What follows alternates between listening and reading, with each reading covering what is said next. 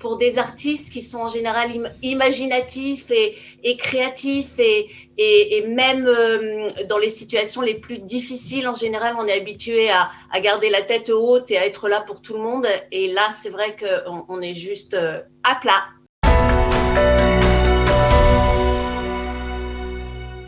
Elisabeth Kedem, bonjour Boker-Tov.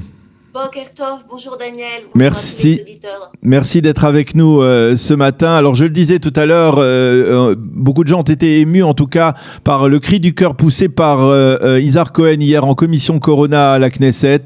Parce qu'effectivement, je dois avouer, nous sommes peut-être tous fautifs. On a beaucoup parlé des indépendants, on a beaucoup parlé des commerces, on a beaucoup parlé des chômeurs.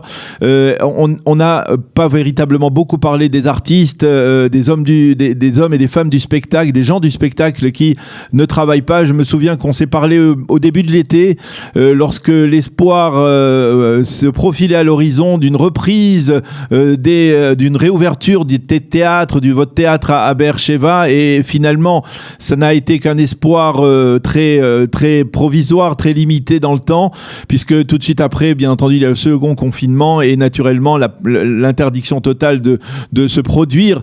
Alors aujourd'hui, on voudrait avec vous palper en fait l'état de ce monde qui est durement touché par la crise. Alors, malheureusement, j'ai pas vraiment des choses très optimistes à raconter, Daniel. C'est vrai que la dernière fois qu'on s'est parlé, on espérait une reprise et on s'est dit, bon, ben, on va tenir jusqu'à ce qu'on reprenne. Ce qui me vient à l'idée, c'est que moi, j'avais repris les répétitions pour mon seul en scène, dont la première avait été annulée au premier confinement. Et ce seul en scène s'appelle Plus grand que moi. Et c'est vraiment le titre qui convient à toute cette période. C'est plus grand que nous et c'est plus grand que nous, les artistes. Et il est vrai que 9 mois après le premier confinement, la situation est dramatique. Que les solutions, on les voit pas, qu'il y a certaines choses qui ont un peu repris.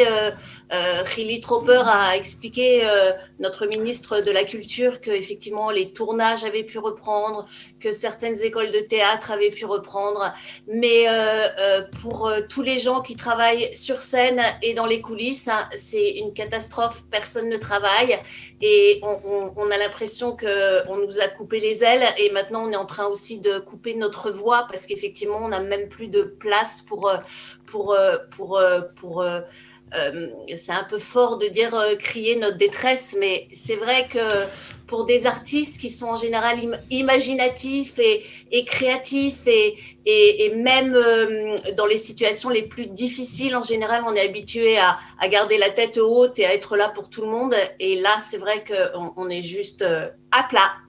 Alors, je dois avouer que peut-être que le fait que l'on ne s'intéresse pas peut-être plus souvent aux artistes, c'est qu'on a le sentiment, hein, dans la population, je vais dire le sentiment d'un Israélien moyen, c'est que bon, les artistes, eh bien, finalement, gagnent bien leur vie. Lorsque des chanteurs se produisent, eh bien, ils demandent des cachets de plusieurs dizaines, voire centaines de milliers de shekels, et que finalement, bon, eh bien, ils peuvent vivre sur leurs revenus et sur ce qu'ils ont gagné au cours des dernières années et attendre de faire le dos rond et attendre que la crise passe. Mais les choses sont bien plus complexes.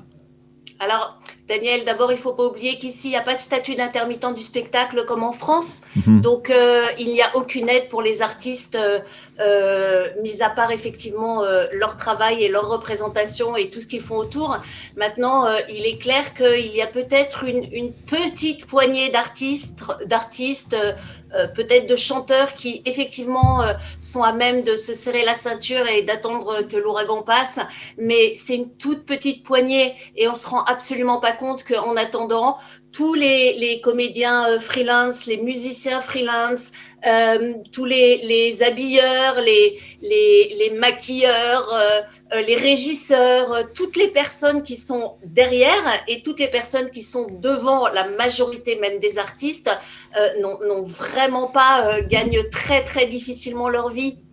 Surtout en Israël, déjà le budget de la culture, c'est pas que la culture, c'est très très facile de se débrouiller et de survivre dans son métier et avec son métier en Israël, même en temps normal, je vais dire, si on peut dire.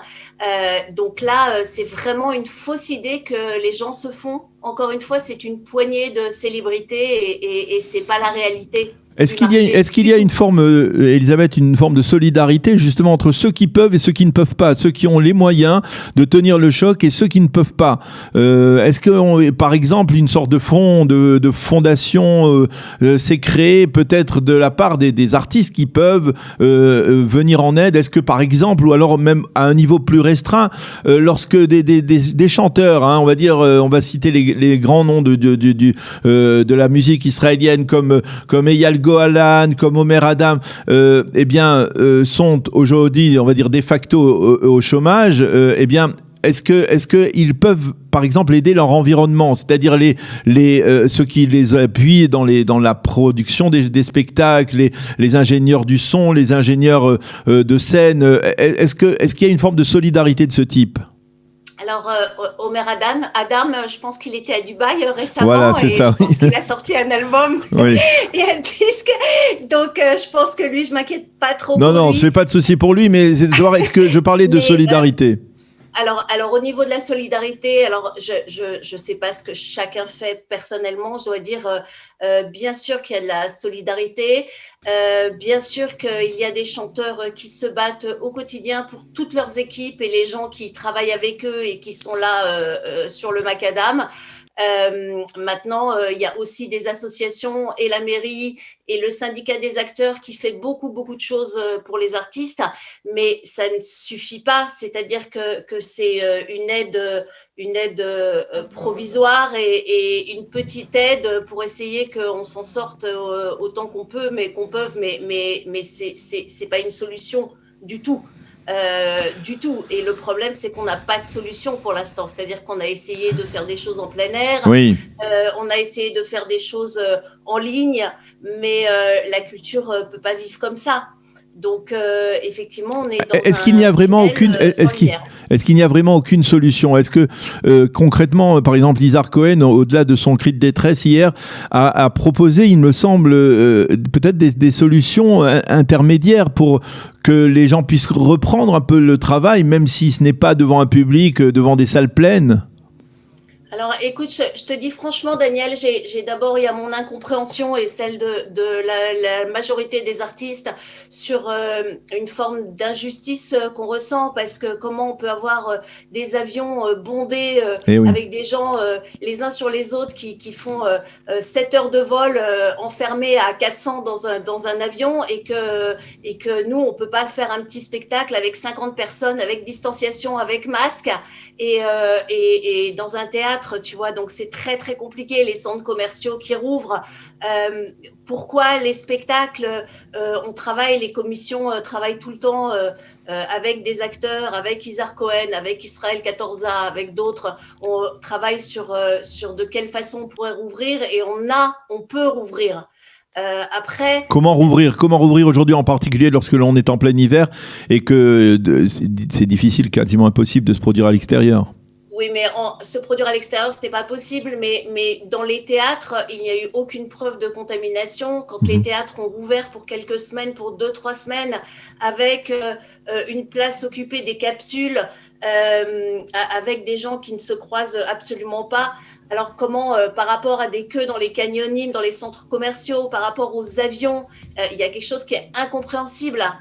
Donc, et pourquoi ce message n'arrive pas on va dire, à ébranler les autorités?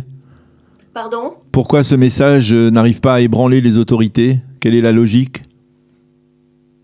Je ne sais pas, Daniel. Je ne sais pas.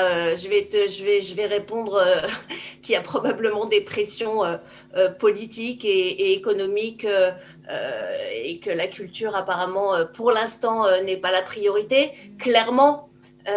Je n'ai pas les réponses. Et ça n'a pas changé parce que on parlait tout à l'heure, vous parliez de Hilik Tropper, c'est-à-dire avant, au début, il y avait au début de la crise, il y avait Miri Regev qui était ministre de la Culture. Il y a eu une sorte d'espoir avec l'arrivée de Hilik Tropper. Finalement, c'est un espoir déçu ou tout de même il fait ce qu'il peut lui dans son domaine? Alors, Khili Troper, effectivement, ça a été un espoir parce que au niveau de la communication et du dialogue, il est beaucoup plus présent et je pense qu'il fait vraiment ce qu'il peut dans son domaine. A priori, il ne peut pas grand-chose hein, et ça, c'est vrai que c'est décevant. Encore une fois, si on lui parle et si on l'écoute, alors lui dit que les tournages ont repris, que on essaye de voir comment on peut reprendre des petits spectacles pour l'instant, mais qui sont pieds et poings liés avec la reprise. Et j'ai entendu les infos ce matin, elles sont vraiment pas bonnes, c'est-à-dire que le taux de contamination remonte et donc à nouveau on voit tout noir devant. Je sais vraiment pas quoi dire, j'ai l'impression d'être pieds et poings liés et même notre voix, au début on pouvait encore manifester et c'est vrai qu'ensuite les manifestations sont devenues beaucoup plus larges et beaucoup plus politiques, donc on a l'impression d'avoir même perdu notre voix et effectivement c'est un ou deux artistes qui représentent et qui parlent pour les artistes, mais derrière on a l'impression qu'on est comme voilà. Ouais. Eh bien, c'est une conversation difficile et on le regrette bien entendu, mais elle était importante. Il était important de reparler de ce qui se passe dans le monde du spectacle aujourd'hui en Israël, de ne pas l'oublier au moins, parce qu'on sera bien heureux de le retrouver lorsque tout ira mieux. J'espère, Daniel, j'espère. J'ai beaucoup de mal à imaginer ce que va représenter le mot culture demain. C'est très difficile de se rendre compte si ça va pouvoir reprendre comme avant ou si les choses vont complètement changer. Je ne sais pas.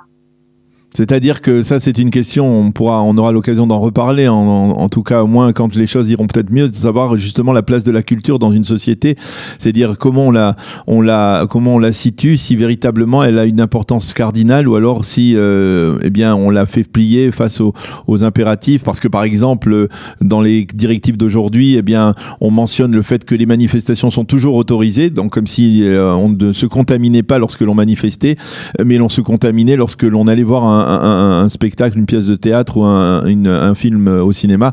Qu'est-ce que vous en pensez, en 2 mots? Moi, j'ai une très grande peur par rapport à l'après. Je me dis, est-ce que effectivement les gens vont être tellement en manque de culture qu'ils vont se jeter à nouveau dans les théâtres et les concerts, ou est-ce que finalement on s'habitue à être chez soi devant son écran, à regarder alors vaguement quelque chose en ligne, en se faisant un café, en allant manger, en coupant le son et la vidéo de temps en temps, en revenant. Enfin, c'est une question qui me perturbe vraiment parce que j'ai vraiment peur de la façon dont les choses vont reprendre. Et je pense que même si le jour où les théâtres vont rouvrir, ça va prendre beaucoup de temps. Et que le seul miracle pour l'instant en vue, en ligne de mire, c'est éventuellement le vaccin qui pourrait nous permettre de reprendre. Mais effectivement, philosophiquement, je me demande ce que la culture va devenir. Eh bien, c'est une bonne question. Je pense qu'on aura l'occasion d'en parler plus longuement plus tard, lorsque les choses commenceront à s'améliorer, en tout cas, peut-être effectivement avec le vaccin. Merci beaucoup, Elisabeth Kedem, d'avoir été avec nous ce matin et d'avoir apporté votre... Surtout, c'est tellement important de continuer à nous donner la parole parce que finalement, c'est la seule chose où on a l'impression de ne pas être complètement oublié encore. Voilà. Donc, merci à Kalita et merci à toutes les radios et les médias francophones qui nous donnent la parole. Merci beaucoup, Elisabeth Kedem. À bientôt, dans de meilleures circonstances.